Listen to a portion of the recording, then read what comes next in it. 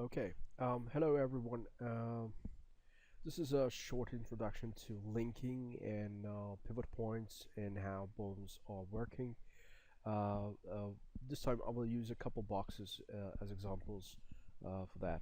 Okay, and next sessions we will discover the actual bones for the head that we just created. Now, first of all, I will create a box a little bit longer, a little bit higher. Okay, just let me quickly check it. This box Alt W F4, and this is about 5 by 5 by 25 centimeters. Okay, now it's like a pillar. Okay, so this will be box A, and I will make an instant copy holding down Shift and drag. I'm in move mode, and that will be renamed to box B. And these are just copies, simple copies, so there's no any other type of relation here, and I'm turning it to blue one. Okay, now whenever you are selecting a model, it has a kind of a center point. Now this center point is called pivot point. Everything you do, if you transform your object, if you do a modification, everything is based from this point. Now when you move the model, of course this point travels with that. Okay, because these are actually identical, there's nothing much difference between the two, that one is top of the other one. Okay, so if I start to rotate this model will rotate around its pivot point. If I have the pivot point transferred somewhere else, of course that will also take an effect. Now let me show that quickly. So I'm make a model change. I have this other pillar, and name it to box C, and you go into the hierarchy panel, affect pivot only, and move away the pivots, turning off affect pivot only. And from now on, if I start to rotate my model, the center of rotation will be actually the modified pivot point. Okay, it's not beneficial if you want to rig a hand, for example, because the fingers are not working this way.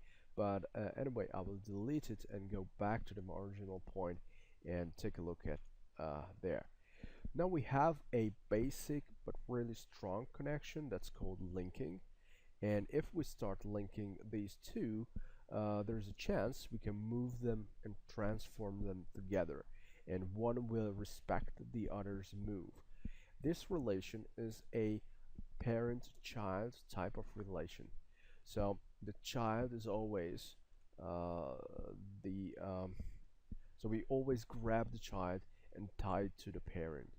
So here is select and link, and I have a selection. I'm starting from here, holding down the left mouse button, and a leash type of thing appears. So this string is just connecting to the cursor, and when you are on the cursor and the cursor changes, now it indicates that if you release the left mouse button, this item, the blue one, will be tied to the yellow one. So I will leave it, and it just pops. So there's a flash highlight, a small highlight, and then I have it done.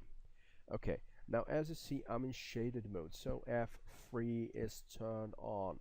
If I'm turning off function key free, so I'm just in the wireframe, the situation is changing a little bit. It's a common mistake if you are a beginner that you are in the left view or front view or wherever, but you are looking at a wireframe.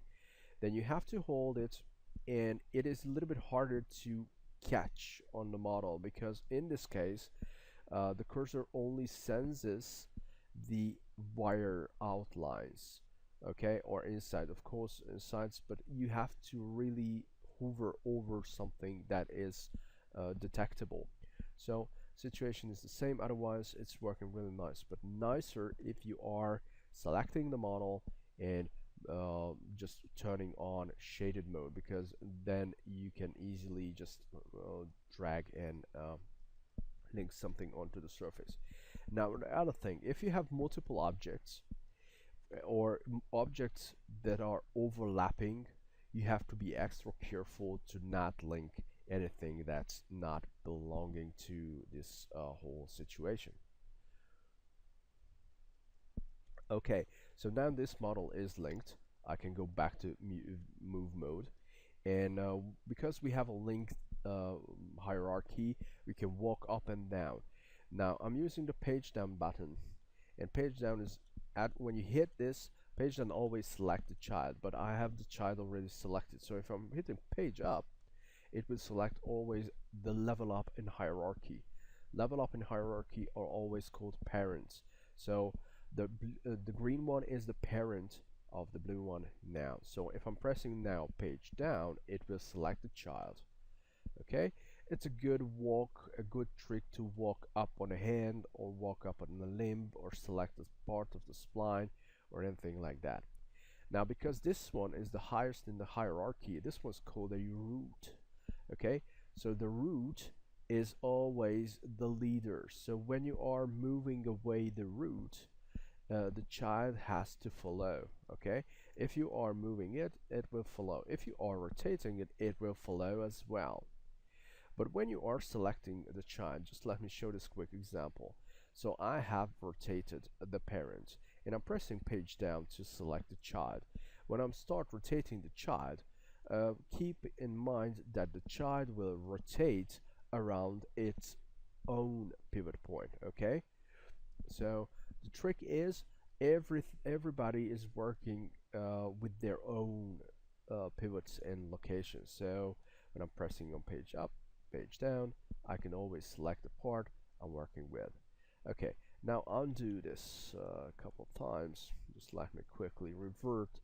And one thing to move on, if you are double clicking on a root, so the highest in the hierarchy, if you're double clicking on it, everything that is linked to the root will be selected. Okay, it's a good way to quickly select something and then working them and moving them as one unit. uh, okay, or changing colors or making selections or anything like that. Now the other thing, and it's quite important, especially if you start rotating your model around, that you have different coordinate systems to use as a base of rotation and transformation of an object. Now when I'm just take a look at here, I start rotating this guy, and what you see is this gizmo is never updating. Okay, the gizmo always keeps the same position, so I'm rotating back and forth. Everything is keeping at the same because it keeps the view orientation. Now, is it good if you start rotating this one and you have this child selected and you want to rotate it, but but like it's not working that way. It is sometimes this view mode is just simply getting in the way. So as you see, we have an overlap here. We have an intersection, and we want to avoid that. We don't want to rotate something like this, uh, or imagine that you start rotating and okay, but how much is that? So I don't know what is my original position. So how can I track of this?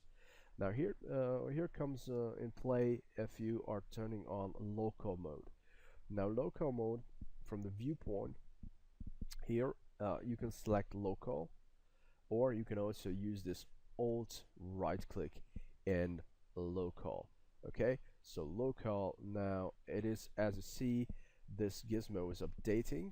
So when you start rotating this around, this gizmo always keep track of information about your the angle that the model is rotated.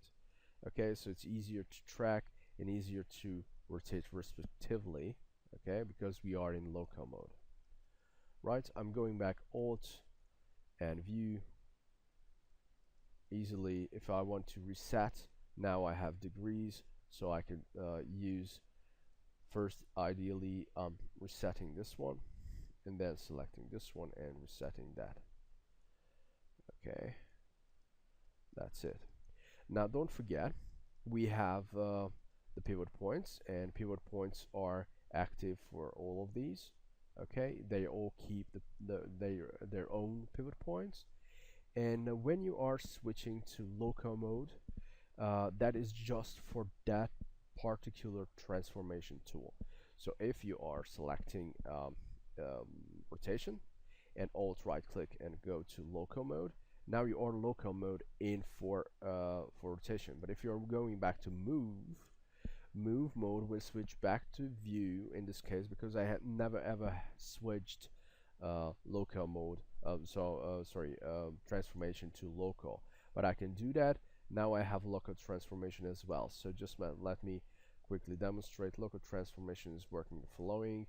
You can transform your model in respective of this pivot point, so it keeps planes accurately.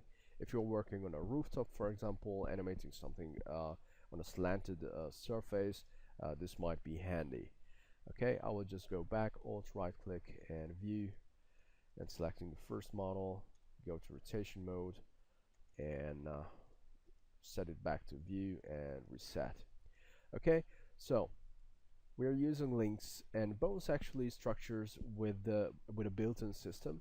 They're working, of course, they're working a little bit differently, but the logic is they have their built-in hierarchy, and they can keep this linked system, and the root and the child logic is the same as well. Okay, so we will move on to create bones for the head that we just modeled. Okay, thank you. See you next time.